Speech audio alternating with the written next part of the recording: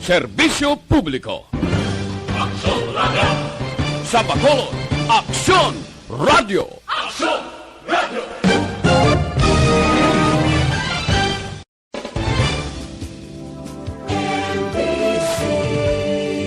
Manila Broadcasting Company.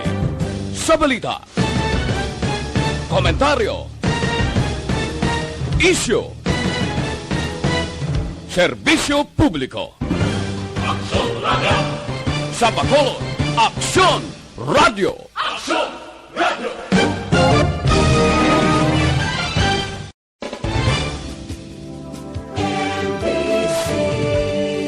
Manila Broadcasting Company.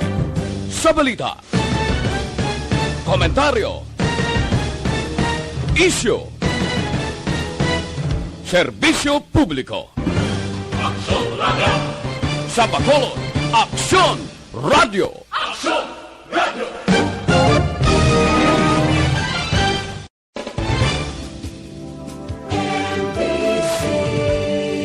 Manila Broadcasting Company. Sa balita, komentaryo, isyu, serbisyo publiko. Aksyon Radio! Sa Bacolod, Aksyon Radio! Aksyon Radio!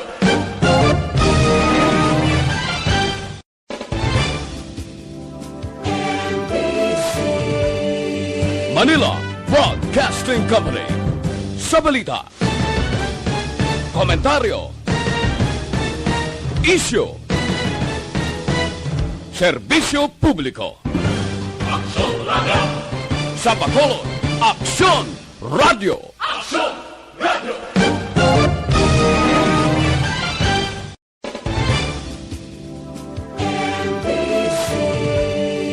Manila Broadcasting Company. Sa balita, komentaryo, isyu, serbisyo publiko. Aksyon Radio! Sa Bacolod, Aksyon Radio! Aksyon Radio!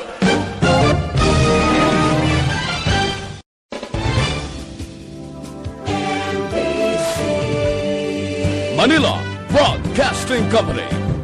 Sa balita, komentaryo, isyu, serbisyo publiko. Aksyon Radio! Sa Bacolod, Aksyon Radio! Aksyon Radio!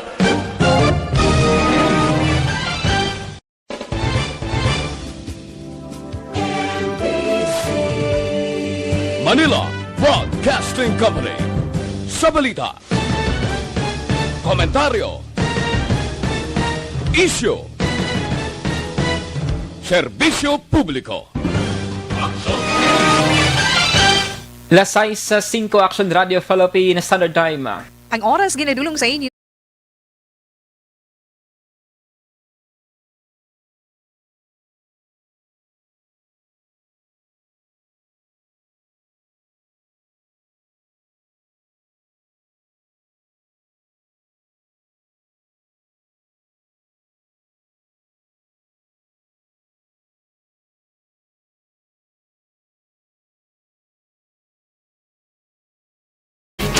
Aksyon! Balita Evening Edition.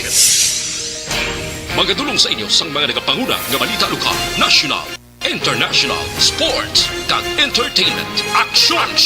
Balita Evening Edition. Kagkaroon ang inyo news team. Aksyon Balita Evening Edition. Mayong gabi siyudad sa Bacolod, Western Visayas, kag Bugos nga Pilipinas. Welcome na sa pagpangalagad sa Aksyon Balita Evening Edition. Karon nga adlaw Martes, Disyembre 15 tuig 2020. Makitan kita live sa among official Facebook page kag sa YouTube channel ang Aksyon Radyo Bacolod kag mabatian pag sa www.actionradyobacolod.com.ph. Kaming inyong mga tagbalita. Aksyon AnnDefensor. Kag Aksyon DaleSalazar para sa mga headlines sa una kita sa mga balita lokal. Office of the Ombudsman ginbasura ang kaso ni Mayor Bing Leonardia kag pito kay ban pa angot sa ginaligara paglapas sa Procurement Act. Siyudad sang Talisay nakarecord na sang single digit sa COVID-19 case. Sa balita national, publiko obligado na magsuksok sang face mask kag face shield sa kada pagwa sa balay. Face-to-face classes dry run ipatuman sa Enero 1 tugto 23, 2021. Kag sa atong balita international, World Health Organization ginaimbestigahan ang bagong variant ng COVID-19 sa England. Sa sports balita, Pinoy gymnast Carlos Yulo nakakuha sa 2 ka bronze medal sa isa ka kompetisyon sa Pungsod, Japan. Kag sa atong balita entertainment, Carol Banawa ginpaambit ang kinalain sa pagpadako sa kabataan sa iban nga pungsod. Aksyon Balita Evening Edition. Detalye sa mga balita lokal pagkatapos gid lamang sini.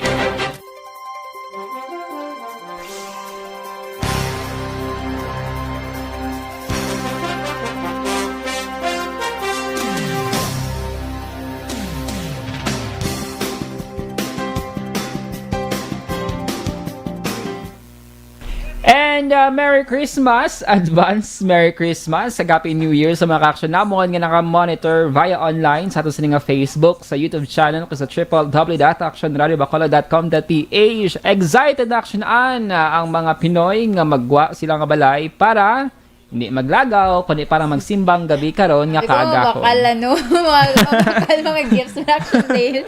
Para magsimbang gabi kay later, no, December 16 action-an, no, karon sa kaagahon, Misa de Gallo, simbang gabi, sa sulod sang siyam ka adlaw, December 16 until December 24 na action-an. Pero I think Yes, iban, may mga, ang iban nga mga parokya, action day, may mga pakulo, bala? Para yung, syempre, kay ga-observe kita sa buong sa mga minimum health standard ya ka DOH tugod man sining COVID-19 tiyang iba naton yung mga parokya diri sa syudad sa Bacolod may ara na nga sa mga tag sa Manila ka ideya agud nga mapabilin ang ina nga mga protocols. Yes, action-an kag may iban man nga mga parokya simbahan diri sa mga syudad nga may ara sang kaugalingon nga schedule sa pagpatigayon sang simbang gabi. Ang iban action-an advance.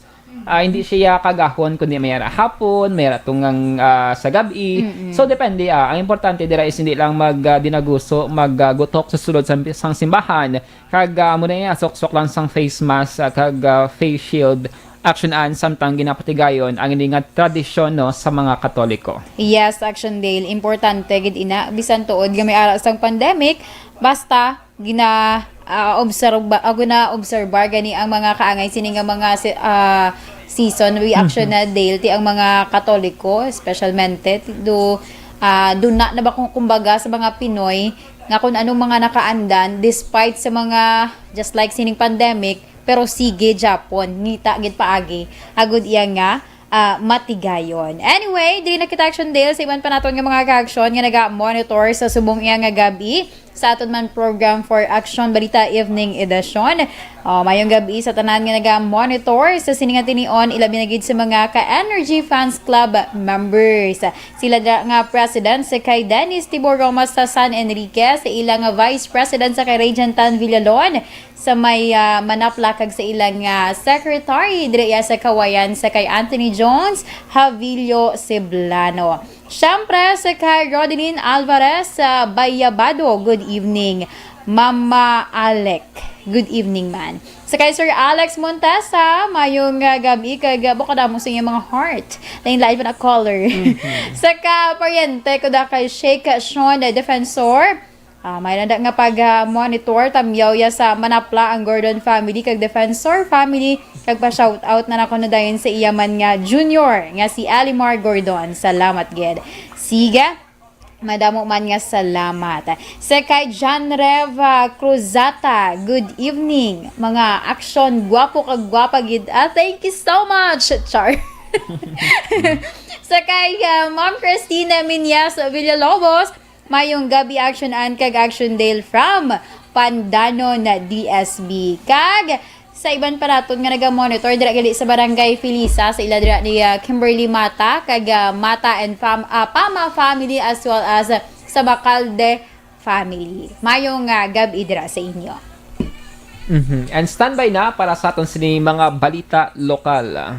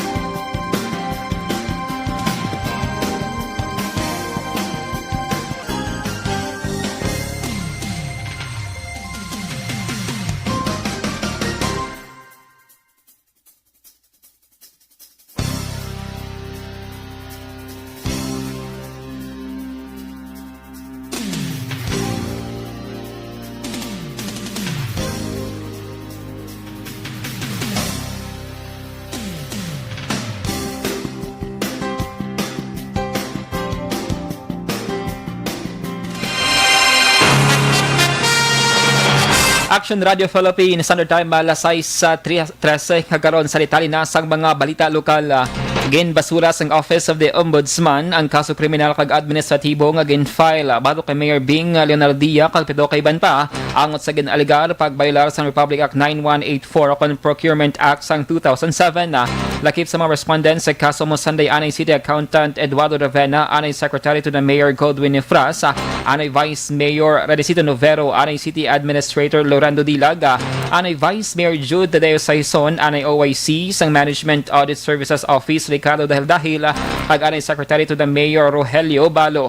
Ang kasong ginfile nanday Sara Teresa Esguera kag the late Othello Ramos sa Ombudsman Visayas sang 2009. Kag tuig 2017 lamang sang nagfile ang mga respondents sa ila counter affidavit. Ginaligar sa mga tagreklamo ginbayular sa mga respondents ang RA 9184 sa ila gintugutan ng pagbakal sa mga nagkalilain nga gamit nga ginusa sa operasyon sang syudad pag sa reimbursement kag ginipag sa RA 9184. Base naman sa joint resolution sang Ombudsman, ginpahayag nga wala sang nagakaigo nga ebidensya batok sa alkalde kag iban pa nga nagbaylar sang Section 3E sang Anti-Graft and Corrupt Practices Act. Wala man sa may nakitaan ang Ombudsman sang substantial evidence nga ang mga respondents ang guilty sang kaso administratibo ang sa conduct of prejudicial to the best interest of the service and for grave misconduct. Ang kopya sang resolusyon ang nabaton ni Leonardia kahapon ngadlaw Desyembre 14 pero ini ang ginaprubahan pa sang Ombudsman nga si Samuel Martires sa Agosto 6 tuig 2019. Para kay Leonardia kag City Councilor Renecito Novero, ini ang pinakamaayong nga regalo karon nga tiunsang Pasko pag ilag ginakabig ang kaso bilang political harassment. Kita man giguro sang Ombudsman nga meritorious man ang depensa namon tanan from the position of the mayor, akon sa una as vice mayor, then department head. Kita man nila ang mga transactions involved, ang mga activities involved are all actual, they really happen. Nabatian si Bacolod Councilor Renecito Novero. Nagpabutsag si Councilor Renecito Novero, ang chairman sa Committee Education, nga wala ini nagapabor sa pinakauli nga anunsyo sang Malacanang nga pagtugot sang face-to-face classes sa mga lugar nga magkabig low-risk area sa COVID-19. Pero sa Novero, kung ini ang mga desisyon sa gobyerno, wala na sa nga may mahimo kundi nga magsunod. Ginpahayag ng Novero, hindi pa sigurado kung saan umaga-abot ang bakuna nga ginasaligan kag kung ano ini ka-epektibo kag safe. Suno sa konsehal, kung mag-abot ang bakuna, wala pa may baluan kung sino ang una nga mahatagan. Para kay Novero, ginadilian gani ang pagsulod sa mga minor de edad sa mga malls kay establishmento kag sa karon tugutan ang mga ini nga magtipon sa bulutuan nga magalawig sang pila ka oras ang ila pag-updanay. Ginpunto man ni Novero nga dako na ang nagastos ng gobyerno para sa pagpatuman sang blended learning kag ini ang mausik lamang kung madayon ang ini nga plano. Para kay Novero, mas maayo kung tani nga magpatigayon una ang gobyerno sang empirical survey sa kada area kangay sang Bacolod. Suno kay Novero, nagapasalamat ini nga nagnubo ang COVID-19 cases sa syudad pero hindi ini conclusive o kun absolute proof of security. Sa karon, wala pa sang guidelines singit pagwang gobyerno nasyonal angot sa sining nga plano. Sa ibang balita lokal, sa unang kaygayunan, nakarecord ang syudad sang Talisay, Negros Occidental sang single-digit COVID-19 active cases as of December 15. Sa datos sang City Health Officer nga si Dr. Joy Gladys Guanzon, may siyam na lamang ka mga aktibo nga kaso ang syudad kag wala sa nagdugang nga kaso subong nga adlaw. Ang siyam ang gikan sa may barangay Zone 10 nga may duwa ka mga kaso, Zone 12-A nga may 3, Zone 15 nga may 2, Eugenio Lizares 1, kag isa man sa may San Fernando. May 22 naman ka mga barangay sa syudad sang Talisay ang gindeklarar nga COVID-19 free. Sa kabugusan, ang Talisay ang may 639 ka mga confirmed cases, 608 recovered patients kag 22 ang napatay. Target sang syudad nga makangko ng COVID-19 free city antes magpaskwa sa Desyembre 25. Ginpahayag ni Congressman Greg Sataya nga importante nga mapalawig ang validity sa Bayanihan to Recover as One Act kung Bayanihan 2 tubtob Hunyo 30, 2020. Lunes ang gabi sang inaprobahan sang Kongreso sa third and final reading ang extension bill sang Bayanihan 2. Antes ni si Sataya nga Vice Chairman sang House Committee on Appropriations and sponsor sang House Bill 8063 para ipasar ang hagna sa gipatigayon nga hearing sang Committee on Appropriations. Una nga nagpadala sang komunikasyon ang Malacanang sa Kongreso nga gin-certify ni Presidente Rodrigo Duterte nga urgent ang extension bill. Ginpatag di sa taya, may mga ehensya pa nga wala pa na-utilize ang gitugan nga pondo bangod ginaproseso pa ang pag-release ng pondo sa mga regional offices. Suno sa kongresista, ang bayanihan 2 ang mag-expire sa Disyembre 19, 2020 kung ini ang hindi mapalawig. Ginakabi ni Gasataya nga dako ini nga bulig ilabi na sa mga pumuluyo nga naapektuhan sa COVID-19 pandemic nga nag-apply sang assistance. Sa dugang pang balita lokal, umpisa buwas sa kagahon, pag-umpisa na ang pagpatuman sang mas, ginpalipot nga curfew diri sa mga syudad sa Bacolod humalin las 11 sang gabi tubtob las 3 sang kagahon na inikadungan man sa unang pagpatigan sang misa ni Galio sa Miyerkules sang kagahon, Desyembre 16. Ginpahag ni City Councilor Archie Balibarang author sang curfew ordinance, ang adjusted curfew hours ang magalawig lamang tubtob Desyembre 31. Ginpatahag sang konsehal nga pagkatapos sa mga petsa, magabalik ang curfew umpisa las 11 sang gabi tubtob las 4 sang kagahon o konsehdalom sang MGCQ. Duyag mapasiguro sa Provincial Security and Safety Division nga matuman ang minimum health protocols kontra COVID-19 sa Capitol Lagunin Park kag sa palibot sa Capitol Building.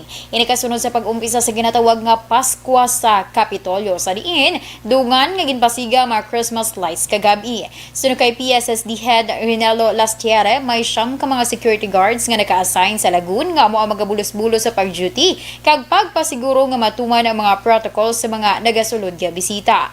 Ginalauman ang amat-amat nga pagdamo sa mga magalagaw sa Lagun kag palibot sa Kapitolyo bangod sa mga matahom kag maninuagon nga suga. Nagabukas ang Lagun umpisa las 4 sang kagahon kag magasira naman las 9 sang gabi. Aksyon Balita, Evening Edition. Lasay sa 19 Action Radio Philippines Standard Time, hinigin magalipat.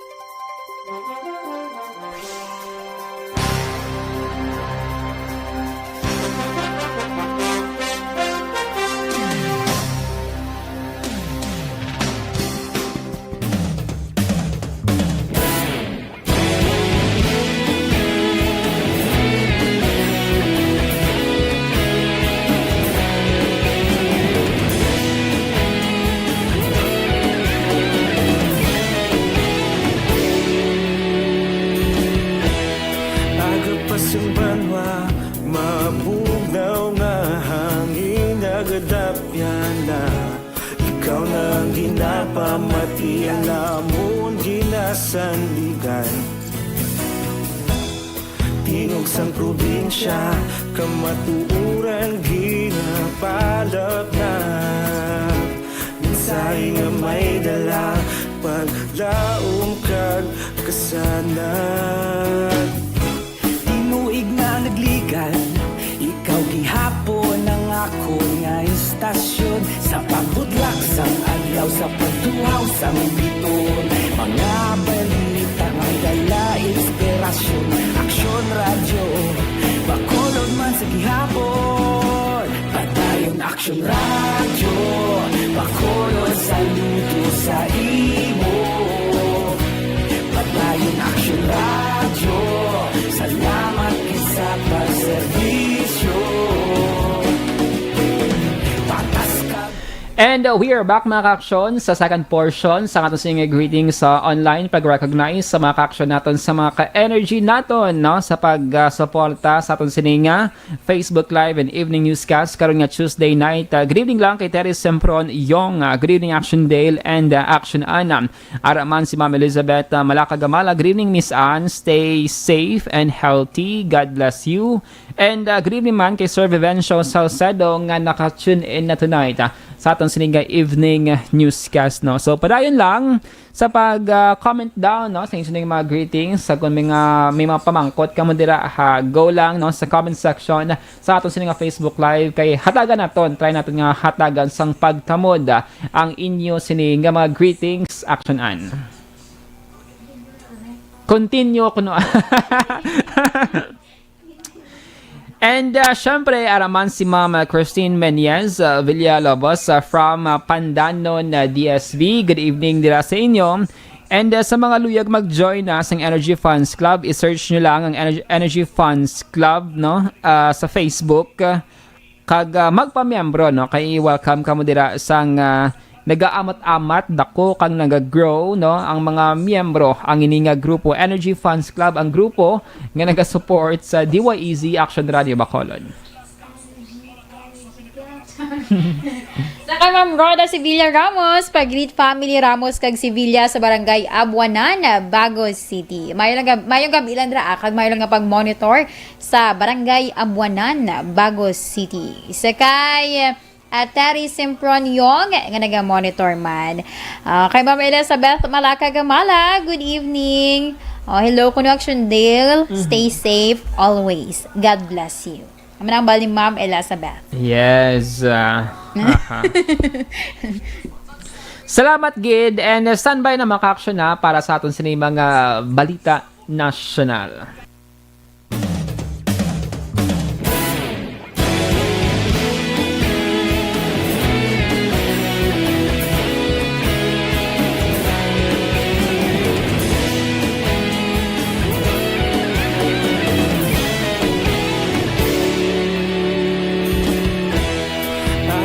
Simbanwa, mabugnaw nga hangin nagadapyan na.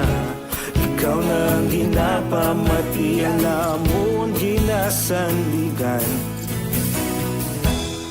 Tinog sang probinsya, kamatuuran ginapalap na. Minsay nga may dala, paglaom kag kasanat. Tinuig na nagligan, ikaw gihapon ang ako nga estasyon. Sa pagbutlak sang adlaw, sa pagtuhaw sang biton. Mga balita, mga dala, inspirasyon. Aksyon radyo, Bacolod man sa gihapon. Patayon Aksyon radyo, Bacolod saludo sa imo. Patayon Aksyon radyo, salamat isa pa serbisyo. Patas kag balanse, matuod na mensahe, wala sang ginadang piligan. Patayon Aksyon radyo.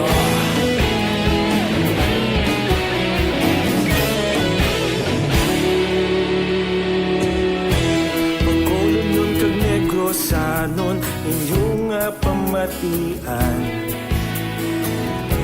Istasyon nga nagapalaplag sang kamatuuran. Mabakod nga prinsipyo, reporter handa sa serbisyo.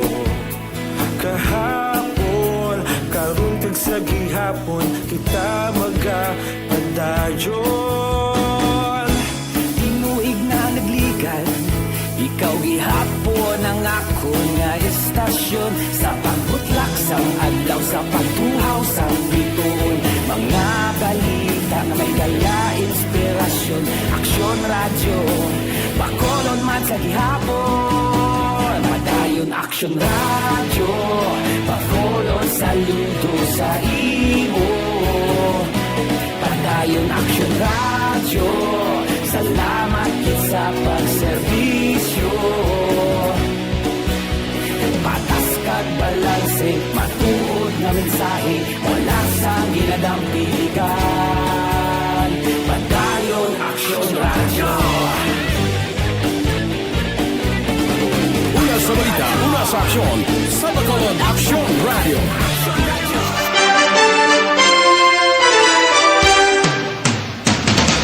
Lasay sa 26 Aksyon Radio Philippines Standard Time kagkaroon sa detalye na sang balita nasyonal. King kumpirmar ni Senate President Pro Tempore Ralph Recto nga nag-file sang third bayanihan bill agud makabulig nga ma-stimulate ang economic recovery sang Pilipinas sa panahon sang COVID-19 pandemic.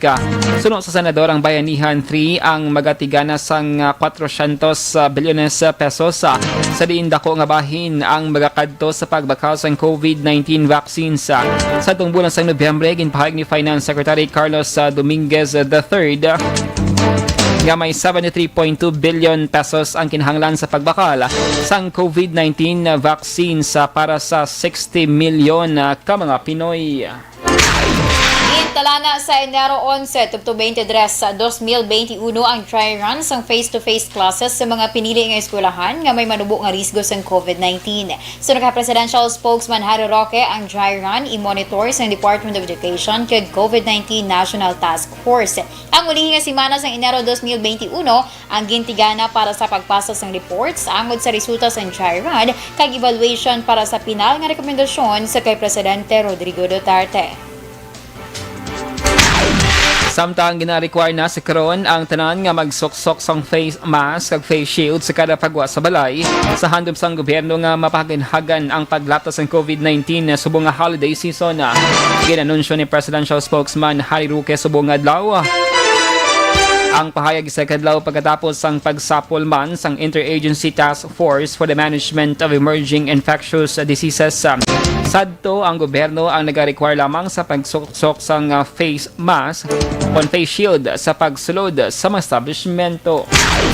Biyag ni Senate President Pro Tempore Ralph Recto nga matapos sa sulod sang 2 ka tuig ang COVID-19 immunization sa mga Pinoy agud masiguro ang economic recovery sa madali nga panahon. Suno sa Senador, tama kalawig na ang 3 to 5 ka tuig bangod mahimo nga mauyang lamang ang economic recovery measures kung hindi gilayon makontrol ang virus. Sa Recto, ang satuanay nagserbi bilang Socio-Economic Planning Secretary. Aksyon Balita, Evening Edition. Lasay sa 29 Aksyon Radio Philippine Standard Time, detalye sa Balita International, Sports ag Entertainment. Pagkatapos, gid lamang sini.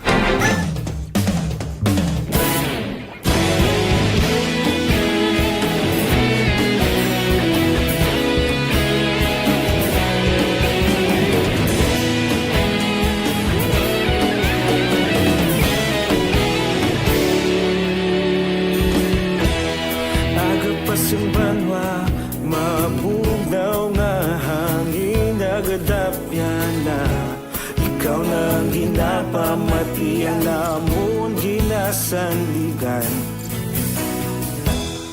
Tingog sang probinsya, kamatuuran ginapalap na minsay nga may dala paglaom kag kasanan. Tinuig na nagligan, ikaw gihapon ang ako nga istasyon sa pagbudlak sang adlaw sa pagtuhaw sang biton. Mga balita nga dala inspirasyon, Aksyon Radio, bakolod man sa gihapon. Padayon Aksyon Radio, bakolod saludo sa imo. Padayon Aksyon Radio, salamat sa pagserbisyo. Patas kag balanse, patuod nga mensahe, wala sang hinadang piligan. Padayon Aksyon Radio.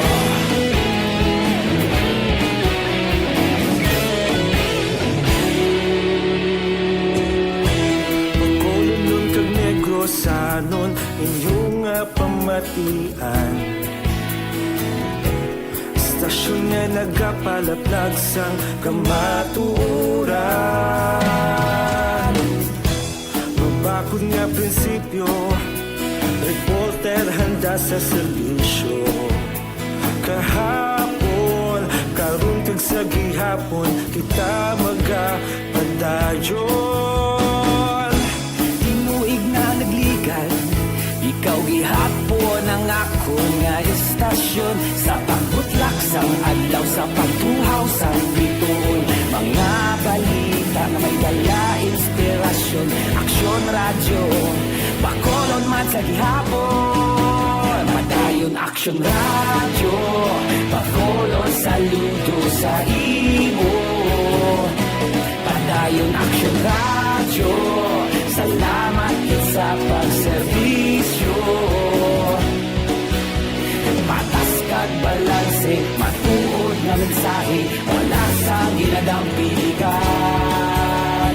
Padayon Aksyon Radio. Una sa balita, una sa aksyon, sa Bacolod Aksyon Radio. Una sa balita, una sa aksyon, sa Bacolod Aksyon Radio. Kita ulog na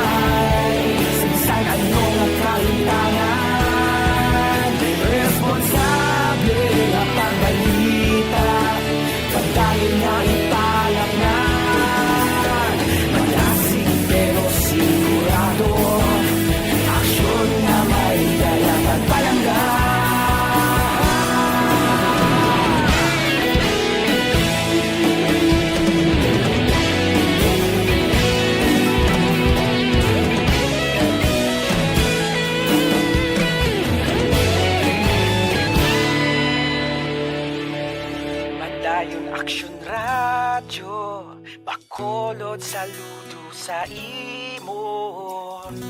Padayon Aksyon Radyo, salamat gid sa pagserbisyo. Padayon Aksyon Radyo, bakolod saludo sa imo. Padayon Aksyon Radyo, salamat gid sa pagserbisyo. Patas kag balanse, matuod nga mensahe, wala sang ginadampigan. Padayon Aksyon Radyo.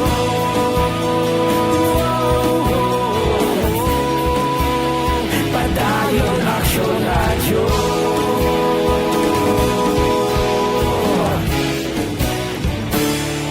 Padayon Aksyon Radyo.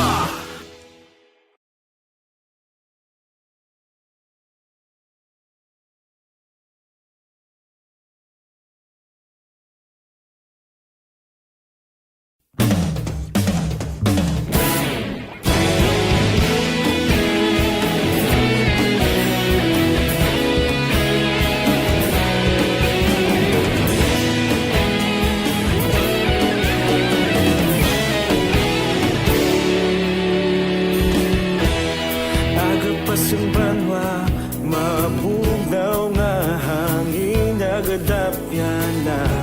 Ikaw nang ginapamati, alamon ginasanligan. Tingog sang probinsya, kamatuuran ginapalap na. Minsay nga may dala, paglaom kag kasanat. Tinuig na nagligan, ikaw gihapon. Balita Evening Edition. Kag sa atong Balita International, ginaimbestigahan sa karon sa personnel sa World Health Organization ang bagong variant sa COVID-19 nga na-record sa Britain na apang wala pa sang ebidensya kung ano ang kinalain sini sa existing sites ng virus. Sino kay WHO Top Emergencies Expert Mike Ryan, may ideya na ang WHO sa genetic variant ang gin-report nga nag-apekto sa 1,000 ka persona sa England. Dugang pa ni Ryan, ang otoridad ginausisa sa karon ang signifikante sini matapos nga madamo naman sila sa nakita nga variants bago ng virus nag-evolve kag nagabago pagkalipas ang panahon. Una, nga ginpahayag ni England Chief Medical Officer Chris Whitty nga wala sa ebidensya nga ang variant ang mas delikado kag infectious. Aksyon Balita Evening Edition. Sa sports balita, nagdaog ang 2019 SEA Games gold medalist si Carlos Edriel Yulos ang duha ka mga bronze medals sa floor exercise kag vault event sa 74th All Japan Gymnastics Championship sa may Takasaki Arena. Sa karon ng 20 anyos nga si Yulo nga residente sang Laveriza, Manila ang nagaprepare na sa 2021 Tokyo Olympics.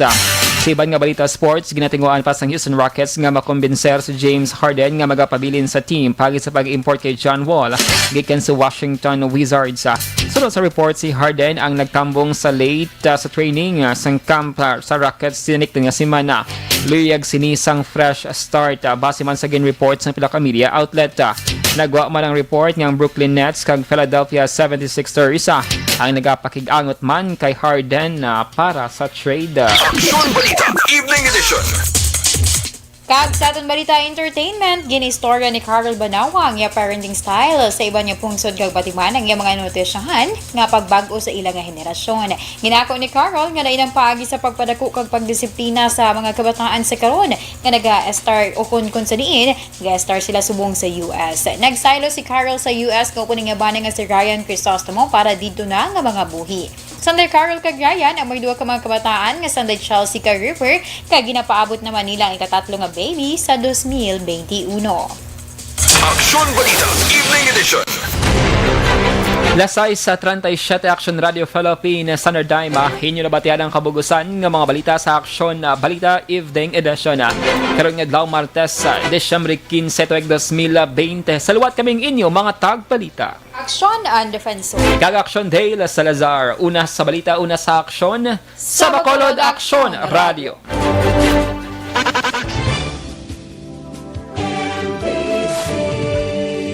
Manila Broadcasting Company. Sa balita, komentaryo, Isyu. Serbisyo Publiko. Aksyon Radio. Sa Bacolod, Aksyon Radio. Aksyon Radio.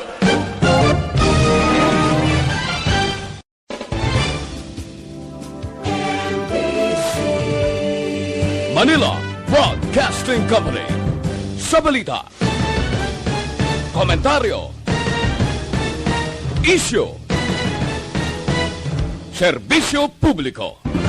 Aksyon Radio. Sa Bacolod, Aksyon Radio. Aksyon Radio.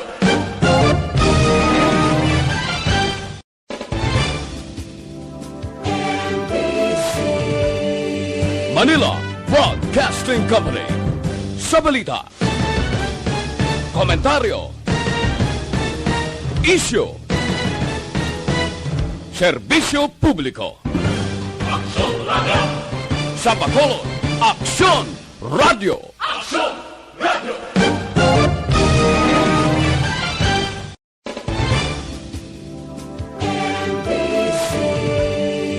Manila Broadcasting Company.